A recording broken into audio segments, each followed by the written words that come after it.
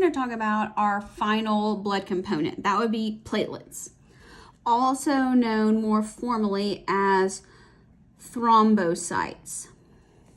So thrombocytes, thrombo means blood, what means clotting. So they have a really important role in blood clotting. So say thrombocytes, cytes means cell. They're not really cells. They are fragments of the cells. All right, so let's go back to how they're formed. I'll show you the picture in a little bit. You have your hemocytoblast, the common stem cell. This time it differentiates into what we call a megakaryoblast or a megakaryocyte.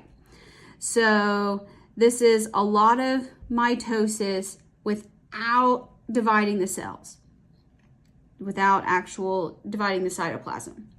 So you get this really humongous multinucleated cell.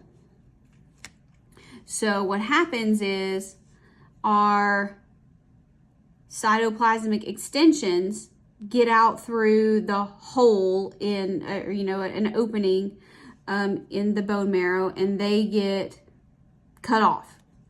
Proplatelets, and they're the fragments. So think of it, like the sandwich deli slicer.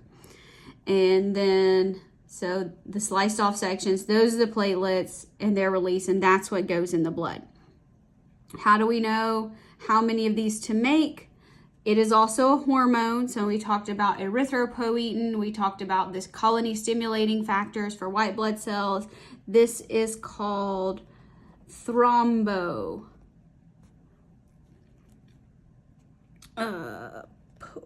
Poietin. All right, bad spelling there. Okay, so here is our hemocytoblast right here.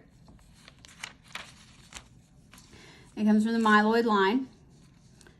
Here we go. Here's our thrombopoiesis. Here is our megakaryoblast. Here's going to start undergoing cell division. Look, there's more than one nucleus. Here's our megakaryocyte. Now these things, it gets too big, and so these go off through an opening, like in the blood vessel. That's called a proplatelet, and then it's just kind of sealed off, and that's the actual platelet.